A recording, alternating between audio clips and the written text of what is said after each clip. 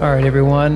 This is the Mind Body Marathon podcast, and I'm your host, Dr. Leo Kormanek, and I'm a sports chiropractor here at Ohio Sports Chiropractic. I'm Dr. Matthew Pisanelli. I've been with the company for about 9 years now. And I'm not a doctor. My name's Zach Goulet. I'm the massage therapist here. I own my own massage therapy practice, ZG Sports Massage Therapy. And I've been in practice for 5 years. Yeah, sounds Can't about believe right. it, actually. So we all work together, and part of what we do is we manage running injuries, and that's kind of our gig. Obviously, we treat other sports as well, but we're all runners, so that's kind of the community we're mainly connected in. And I often joke that we see the dark side of running, which is basically, all the running injuries and the frustration that comes with that. All the negative aspects of running. Yeah, all the negative aspects of running. We hear all the sob stories all day long, and we work hard and valiantly to get people back running. So here, I wanted to kind of have an episode about injuries and just kind of like letting everybody know, like, we understand what it's like. We've all been there. I personally was injured about 60% of my career in college. And then I don't think there was a year period where I was running consistently at a high level that I wasn't injured. So I was injured more often than not. And that's ultimately what inspired me to get into this profession, is understanding injuries and understanding how to manage them. But yeah, so Dr. Matt, what's some of your insight on that? Yeah, so same thing kind of with me, but even earlier, I started getting into the health field because I was a cross-country and track runner, and I basically tore my hamstring, the semitendinosus, which is one of the inside hamstring muscles, completely off of the bone, and was supposed to run for the University of Akron, and contacted the coach and told him what happened. He's like, I don't want you to run for me ever again. And so what a brutal thing to say. It was in 2005, the spring, literally at districts, just heard a pop and fell down. And the worst part of the injury was getting track rash a week before prom. Track rash. Right before prom, but because my date. Where was it at? I actually don't know. Was it at?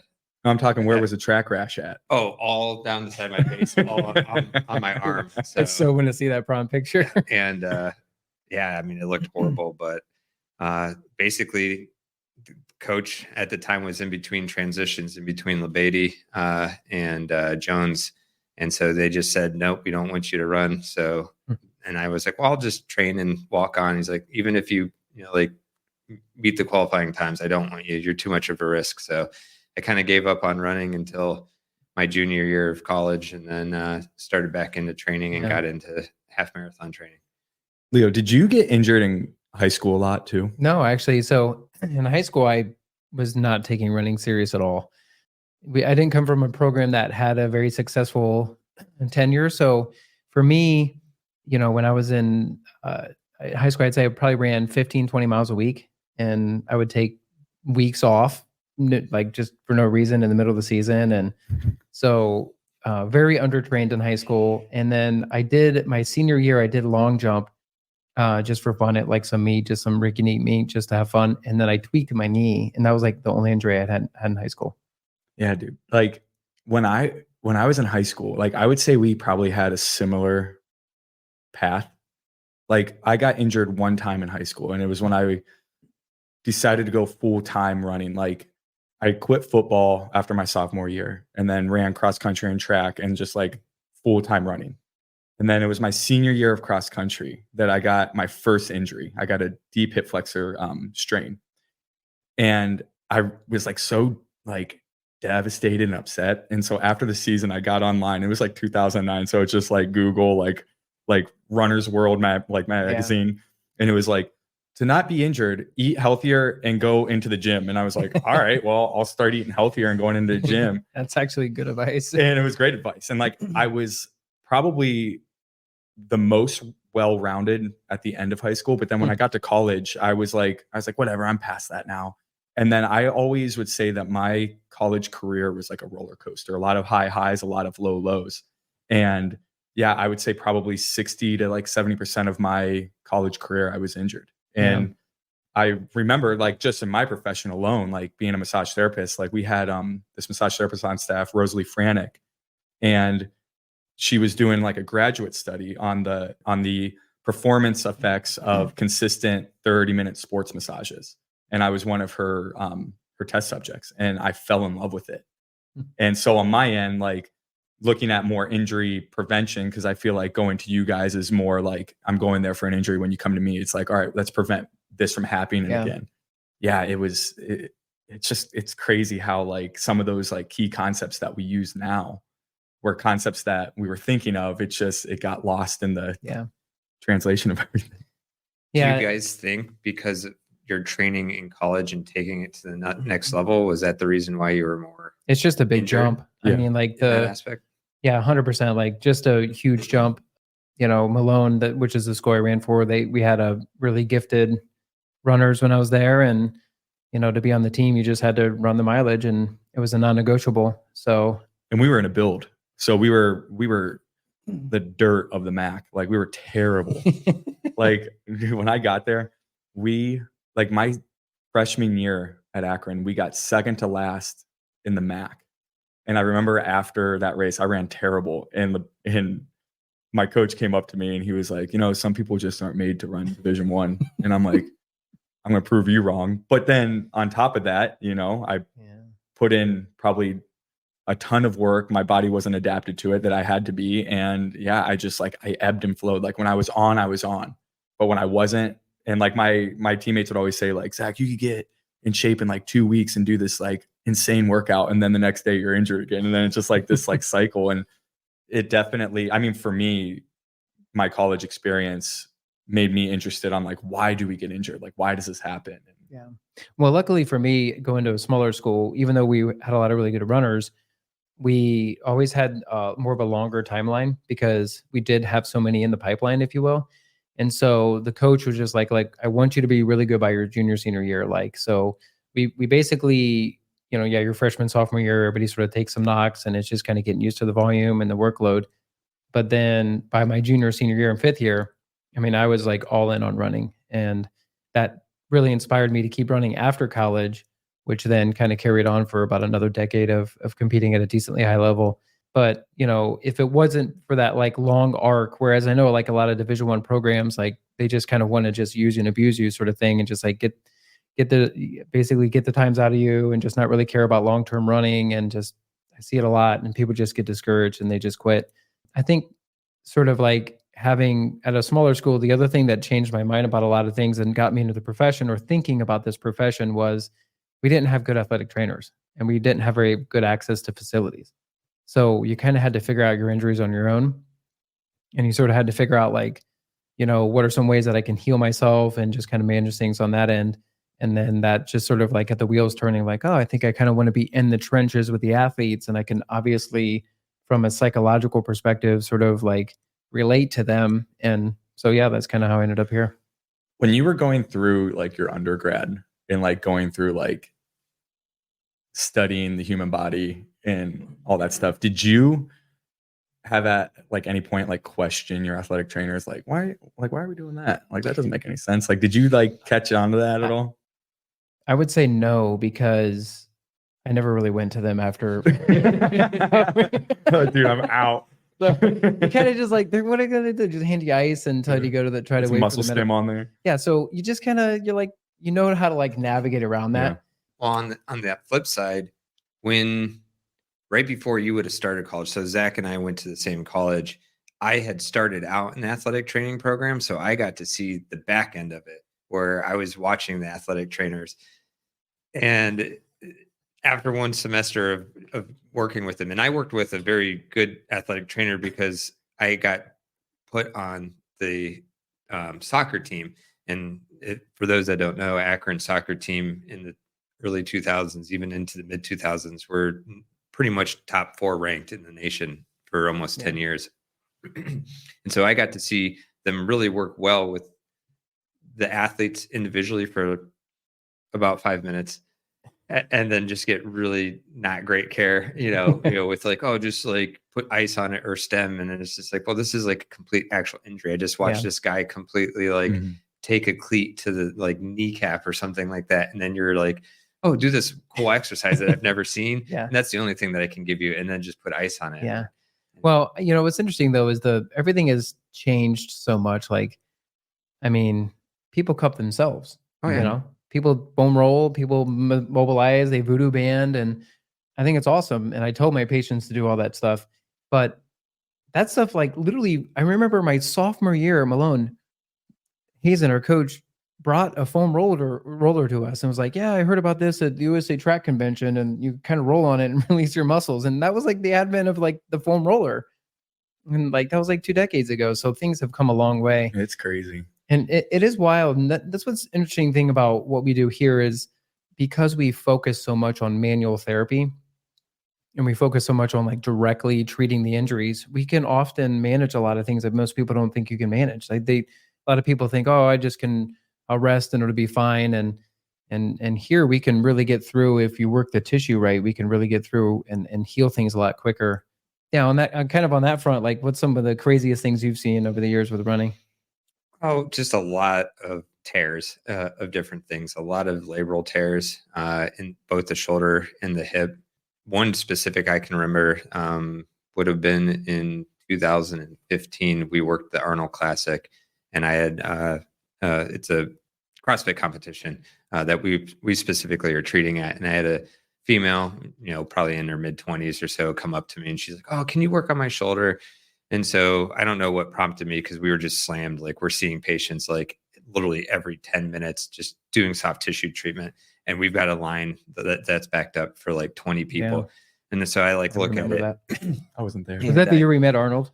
Yeah, that was the year that we met Arnold. Arnold, Yeah. where we got the black shirts. And so I look at this girl and I do a test and I'm like, you have horrible things going on in your shoulder. And she's like, oh yeah, I know. Like I'm having surgery next week. And I was like looking at the workout and it's like so much overhead pressing with like crazy amounts of weight.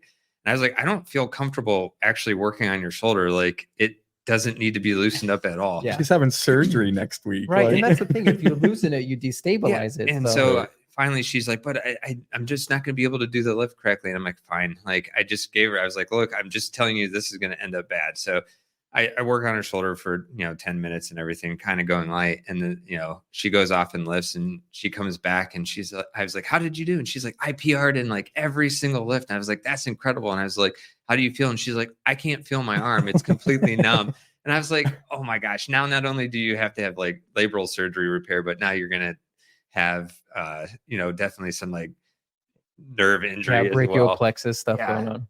And that same event too. Remember the guy who had like that crazy ruptured Achilles that you worked on? Yeah. And I've never seen an And ankle his foot was just flapping around. bend in such a degree. Well, what's interesting about that, like, you think, okay, yeah, if somebody ruptures an Achilles, you'd think you would know, but you don't always know. I've actually had a couple patients, running on the trail and like twist their ankle and they're like, oh, I heard a pop, but then they kind of finish the run. And the thing you have to think about is like, there's multiple ligaments that come or tendons that come off of the shin and ankle and cross into the foot. So that can still push off and then make you think it's not actually torn. But they come into the office and it's like really easy to spot. But I would say one of the craziest things I saw was that, I had this ultra marathoner and he was in the Iraq war and he, at some point, was in a helicopter and he said he kind of fell out, not from a super high distance. I think it was like landing and he kind of like fell out, but he like fell onto a rock and he literally tore his glute off of the bone. And so on his one side, he like literally had like no glute. It was like flat. It was just like a hip bone back. And he was running ultras, like he was running 100-miler. And he's like, shockingly, I have no pain ever on that side. The other side, which bears a little bit more weight, tends to get a little bit more of the issues. But can he build that up, like to get to a normal? You'd have to see the state? MRI. I mean, I don't even know. Like, I mean, I'm sure they try to reattach it. It's kind of a crazy thought. That sounds like it ultra literally thing to do, looked too. like totally deformed. Like, Yeah, it's the coolest thing. that's crazy. What about you? I don't see a lot of like crazy injuries. I'll be honest, because I really don't want to see them because it needs to be out of my, like, if you have an injury, see me after it gets to a point of healing. Yeah. But honestly, well, what about your crazy injury? You had one recently. Tell us about that. Yeah. So I ran the Burning River 50-miler and it went horrible from the get-go. not feeling good at all from the start. I remember like not even like a mile into the race, I was like, I'm running a 50 mile today. Like this sucks. Well, to elaborate, that morning I was going to watch him run, and I was desperately looking online to see if it was canceled because there was like a tornado that was happening at the time. Yeah, it was like severe thunderstorms and like tornado. And I remember the ultra rep was like, dude, only in ultra marathoning would there be tornado warnings, and they still got to get this race off. Like no other like event, nothing would happen. But yeah, like I just felt super heavy, didn't feel like fresh at all. Like completely like I think I was not recovered from training. And then yeah, at mile 36, I felt what felt like I jammed my third toe. And I'm like walking with this guy, and like I'm like, dude, I think I jammed my toe. I gotta run this one off. So I like take off, and it's just like, nope, it just got worse. And then yeah, by like mile 40, 45, it was just like sharp pain going to like the back of my ankle, limping, not running at this point, 5 miles of just like hobbling along. And Bro then, had a stress fracture. yeah, I had a stress fracture. So yeah, that one, I err on the side of stupidity on that one. Like, yeah, but it's a great story. it is. And I'm happy I did it. Yeah. Yeah, I'm happy I did it. Yeah, I mean, I think that's cool. I mean, toughen you up a little bit, and now you got a great story. But honestly, I think the craziest injury that I've ever seen was that guy who dislocated his shoulder at that track event. yes, do not mean to laugh about that, but it came out of nowhere.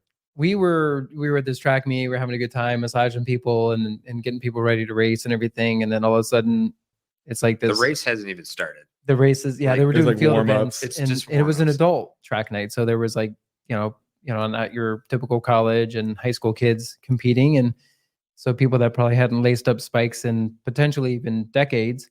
So he's out there long jumping, or was it? Yeah, it was long. No, he was No, doing he's- block starts. Yeah, he's doing Block starts. He wasn't even long jumping yet. He was doing block starts, and he puts his arm down, and boom, his shoulder pops right out, and unbelievable discomfort comes over to our tent. It was really sad to see because we couldn't put it Yeah, back. yeah. So we had to get him out. But that was wild for everyone involved. And we got a table that was damaged in the process too. That was Yeah, a crazy day, actually. Because then that one kid, Yeah, at the very end. So that started the meet.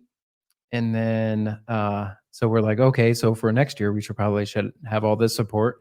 Well, at the end of the meet, everybody's wrapping up and leaving. And then I kind of was wanting to be the last one out of there because I just had a feeling that day was just not right. Something was clunky, maybe Mercury was in retrograde or something like that. But so then sure enough, literally these two kids were racing each other. And then one I think kid, they were like playing tag or something. I think, yeah, it's something weird on the track. And then he fractures his hip. He's reeling on the ground screaming. And I go over and I put my hand on his hip and it makes it feel better. And I'm like, he got an avulsion fracture of his growth plate. And it was a wrap on the night. Just a wrap on the night. let everybody leave. Just exit the stadium. I'm like, let's get out of We're gonna here. hold Lock, hands. lock the doors. Nobody's allowed into this. It's like place that character in Charlie Brown where there's always this stuff flying Yeah. around him. It's like I felt like that meet had that going on. So, Leo, what would be your dumbest injury that you've had? Like either Personally or personally? professionally? Yeah. Personally, Yeah. well, probably my worst injury ever, which was my mountain biking accident. So when I was 20, I was recovering from knee surgery. And so I was like, all right, well, I'll do some mountain biking. And I was going down. So I would typically go to this like area in Akron, which had a couple of trails, but they were all just basically downhill stuff and just hitting ramps. So I go and I don't have a helmet on and I don't have a shirt on. And then I hit a ramp and then I go over the top and I like land like this. And then my hand ends up over here and then completely deformed. And I had to get like skin grafts on my back. So my back looks like I was like whipped in certain parts. And I was in the hospital for a couple of days. It was terrible.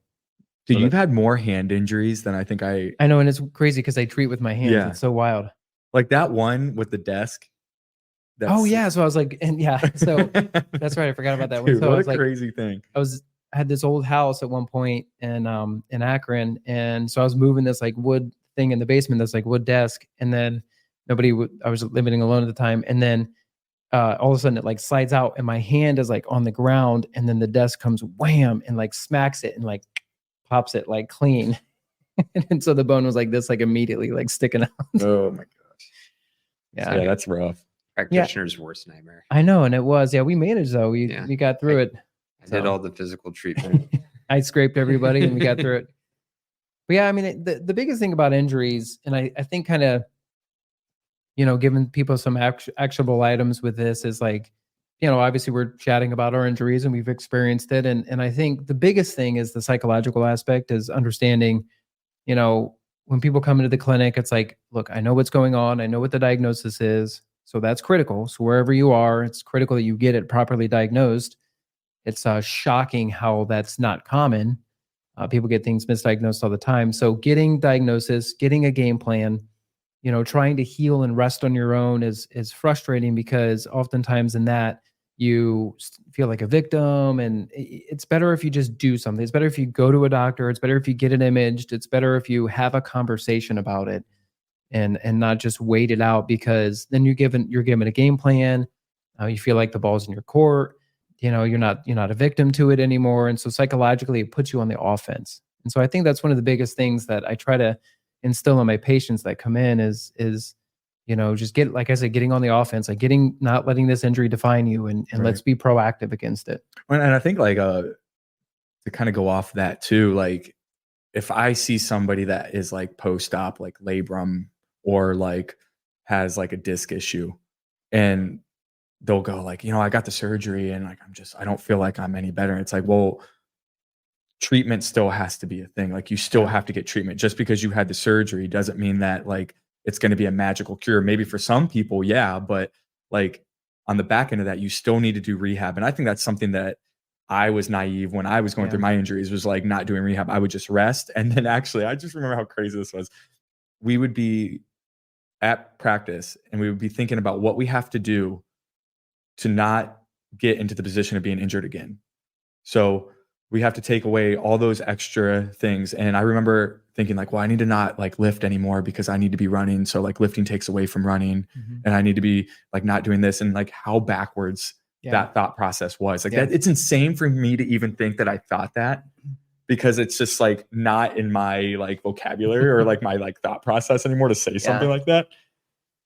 Yeah. I mean, I think like we're saying is the psychology aspect is the first thing to sort of capture, and then the game plan aspect. Yeah. I think a lot with my spine patients too, like just hearing like, for those that don't know, like I had a really bad neck injury, and that's been going on for like 2 to 3 years now.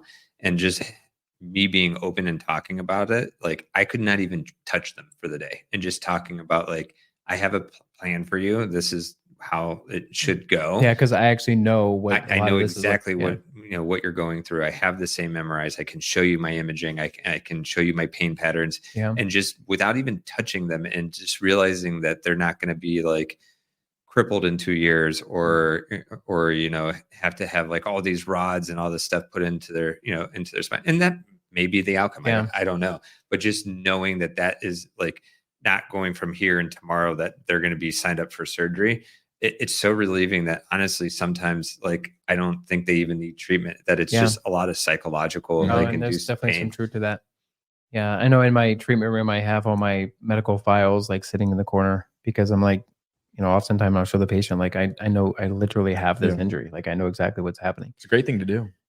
Yeah, I mean, but yeah, you put yourself, and that's and literally I still mess with things. Like I know I have a bad Achilles, and I still put myself in harm's way to kind of just tinker with things, to just sort of explore the limits of it, because I don't mind if I'm injured. I did my thing in running. Like I'll eventually get back to it, but I like to experiment and see what works and what doesn't work. And here I am sidelined injured, but it's like, now I know what doesn't work. So now I can then tell patients like, that was not a great idea, this game plan. And I really think this other game plan is better. Right. So I not that I'm and the end of one dictates everything, but it lets patients know that I definitely have experience a lot of what you have. Well, but this is kind of bringing us up to another point. Like, what defines an injury? Like, what specifically is an injury?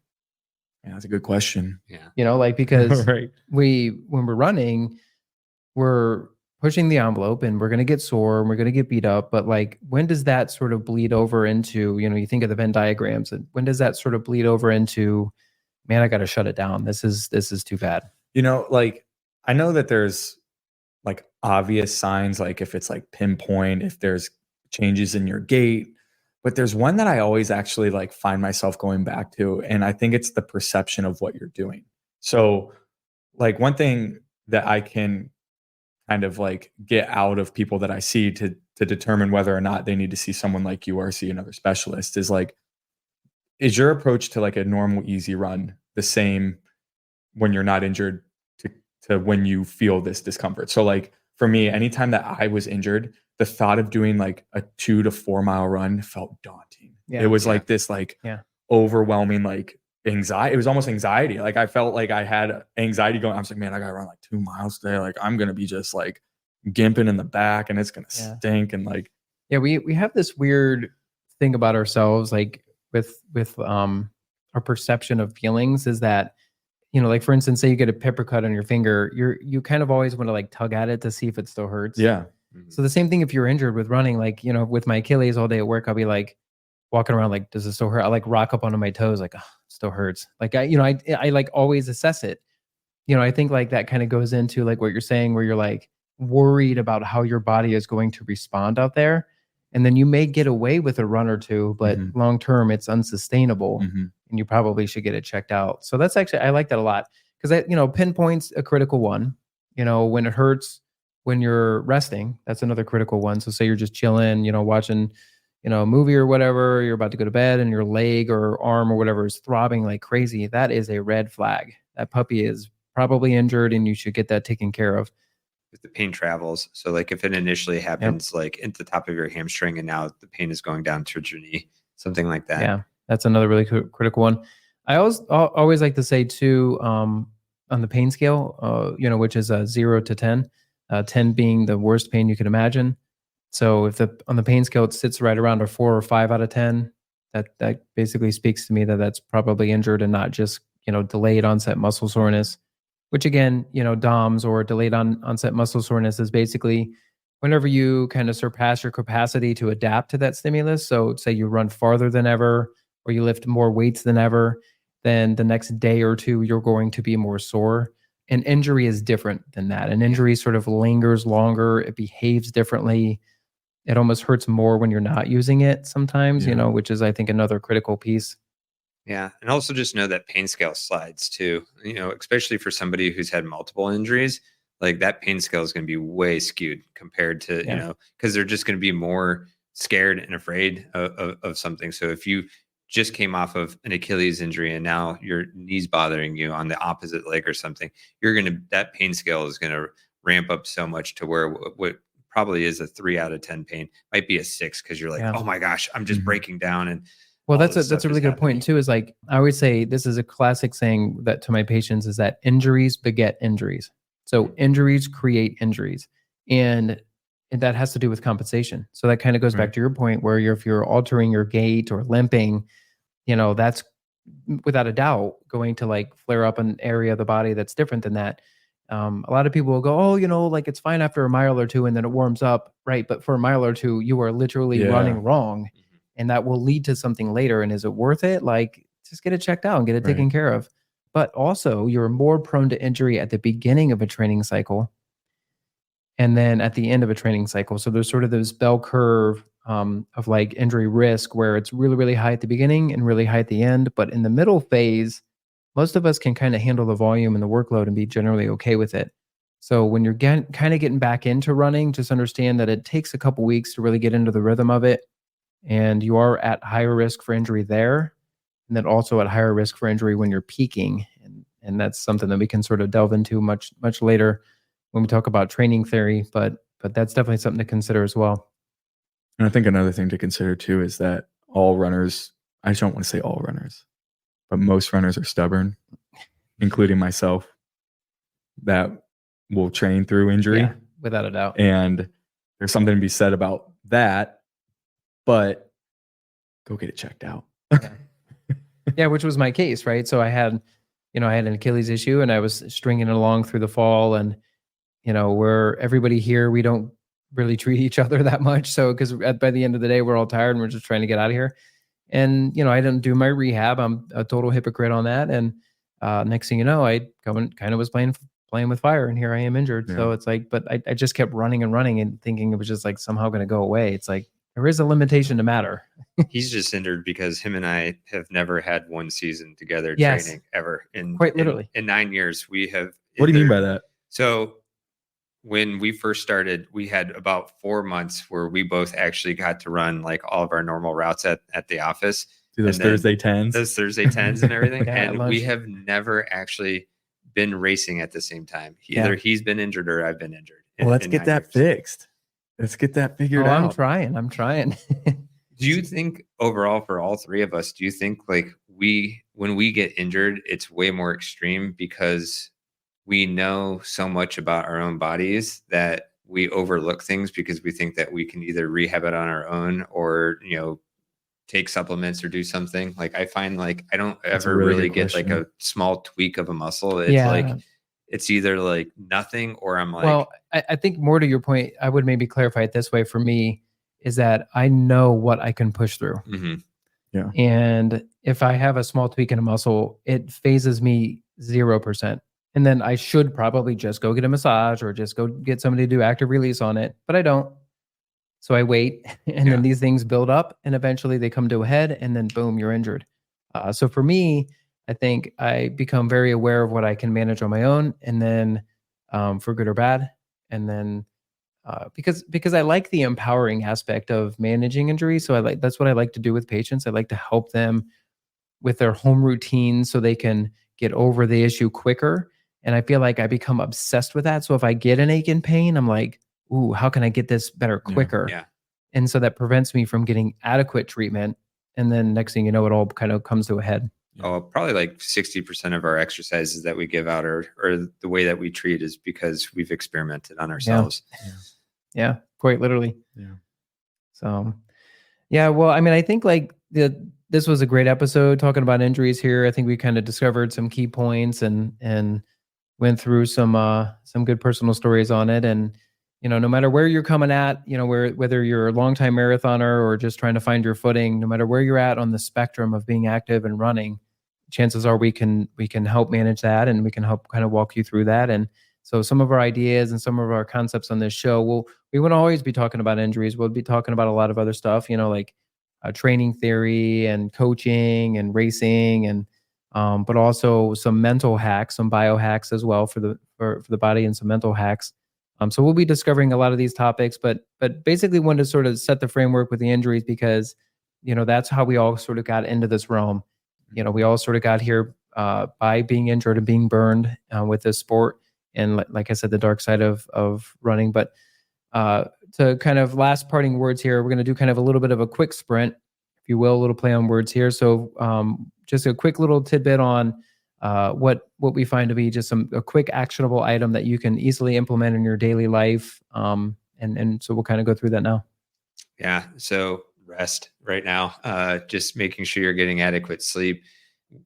Also just rest mentally. What does that mean? Adequate, like adequate sleep, like number of hours? Yeah, number of hours, but more importantly, restful sleep. Like I've been getting routinely over the last year, almost 8 to 9 hours of sleep a night, but I have a dog that likes to get up multiple times throughout the night. So even though I might get, I'm used to be a 6 hours a night sleep person for, most of my life, but now I'm getting 3 more hours, but because I have a dog that gets up, 1 or 2 times and wakes me up, it's not as restful. So it's now just trying to like set the tone of making sure that like the temperature in my room's comfortable for more him so that he doesn't get out of the bed because he gets overheated.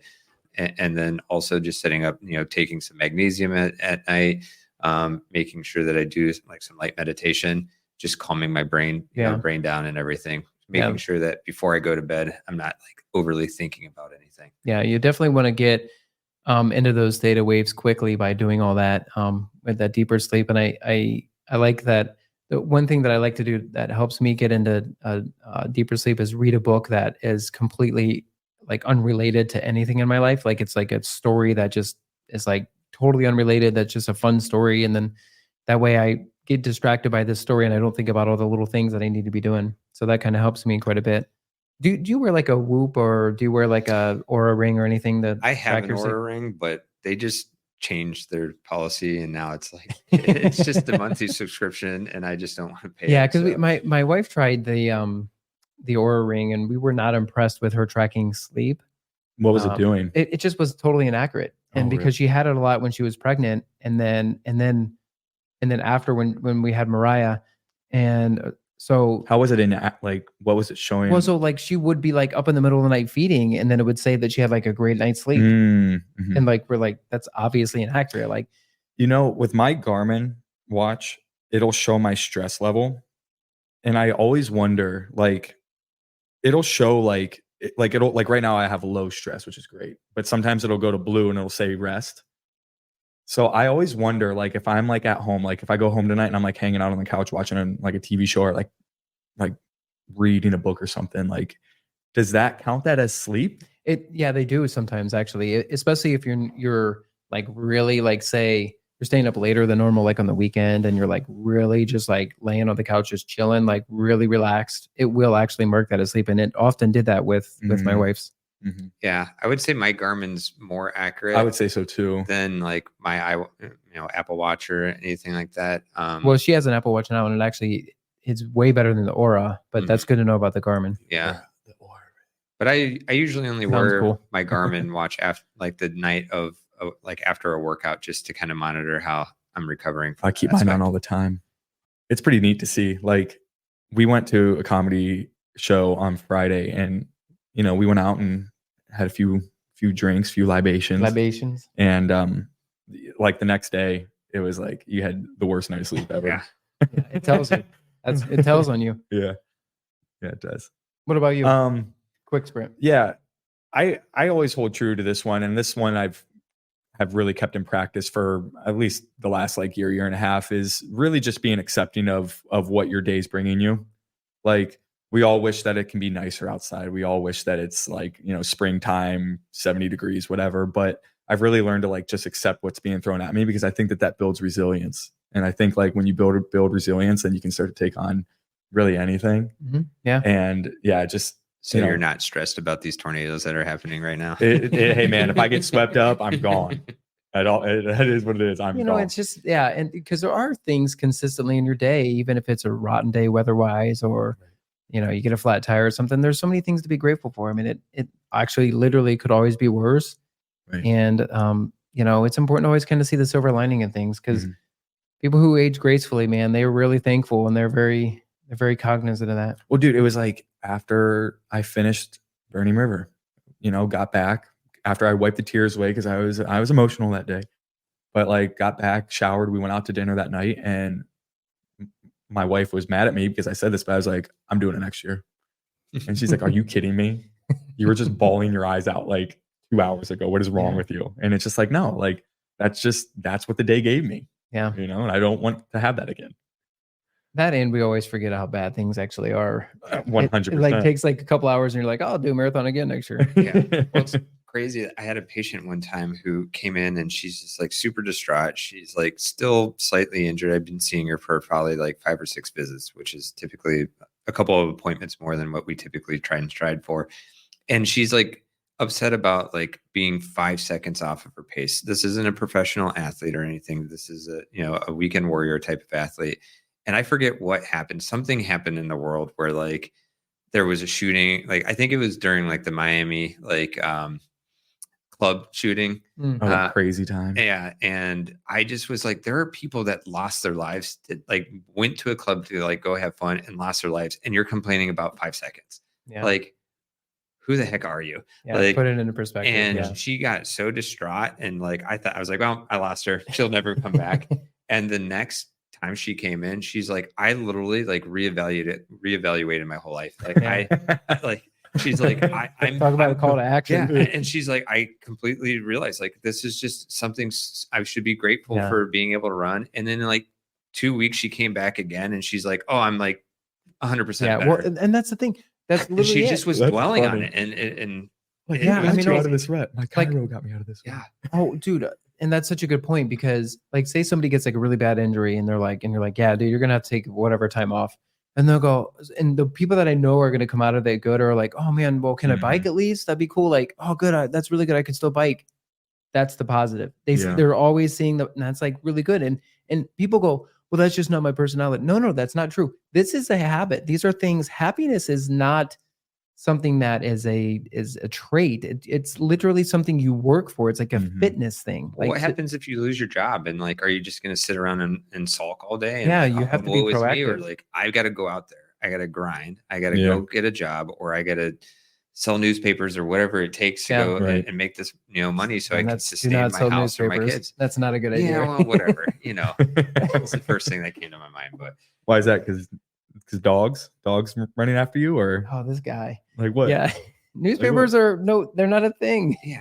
Yeah, but if Unless you can- read them in other languages. if you then don't it's kinda have cool. anything else, you got some People- newspaper. I do have friends that still get newspapers delivered, which is actually pretty cool. But so my quick call to action is I think it's important for everybody to sort of start the day right. Matt talked about ending the day. Zach talked about acceptance. So we got the end of the day, we got the middle of the day, and then I think we need to start the day right. And this was completely unplanned, actually. Yeah, it was. So Perfect. but starting your day right, I think sort of means maybe meditating a little bit, breathing. I think that's a really easy, actionable item. So what I do is I wake up and at least 5 minutes, I'll lay on my back in the living room, so away from everybody. And I'm usually the first person to wake up. So I'm just in the living room chilling by myself. And then I go through breathing, whether it's like Wim Hof breathing or box breathing or, dragon's breath or whatever. I'll do all these different breathing techniques, but I'm just focusing and I'm like realigning my mind. And I feel like if I do that, my days are, they're much more in control. I don't feel like things are haphazard, and I don't feel like I feel in control over things, and it's really interesting. So have you ever fallen asleep, No. asleep doing that? No, and I think why? Because I lock into a breathing technique, which keeps me in like box breathing or Wim Hof, where there's like, you're kind of counting and you're like locked in. And it's that starting the day right with a hyperperfusion of oxygen, but it's also like locking your mind into something which allows for that focus. Whoa. And then you come out of it and you're like littered with oxygen, ready to go, but also you're really focused. And so something crazy can happen and you're not as jarred. You're very in control. You're ready to go. Yeah. Dang. Zach, one time I fell asleep on the so right in the morning because I wanted to get up. I wanted to get up and start a stretching routine in the morning. And like, I was just so tired, but I was like, I got to do it. And I laid on the so right and I was like, I'll go for like 2 minutes. And then like my wife had already left for work, which meant that I had been on it for at least 20 minutes. Were you late to work that day? No, luckily I did. Like, Dude, you were walking like a cowboy after that. No question. Your hip flexors were not working. No, I was probably the most limber and my back has ever Well, been. the thing, okay, so if anybody doesn't know, a so right is like a device that you lay on for your hip It's flexors. U-shaped. And it's U-shaped, and the prongs that are about this long, and they dig into your abdomen, and they go right after the psoas. Dude, you And look so- like when you lay on that thing, you look like you got murdered. It does. You're like folded up, and like it's always like the stands. I'm pretty sure like my the diaphragm with would the guy spasm. talking you out. So It's it's great. possible you can fall asleep in the morning once you do that routine. But Yeah. I'm Well, gonna try it. I'm gonna try it tomorrow. Wow. Well, I think this was great. So I think we're going to wrap up the episode here. So thank you guys for being on, and we'll have you guys back on some different episodes. And so again, this was the Mind Body Marathon podcast, and we want everybody to sort of know that these will be on our YouTube page, and they'll be on Spotify and iTunes and all that. So be sure to subscribe, and be sure to give us a shout out, and also be sure to give us feedback and let us know what are some topics you want to hear about, and some things you want to engage with, because like I said, we're going to touch on quite a bit of topics and some fun stuff with regards to being healthy and living healthy. all So- sports, not just running. Yeah. Yep, exactly. So just kind of living life and helping everybody live a good, healthy lifestyle. It'll be tons of fun. Absolutely. Yep. Thank you. See you, everybody.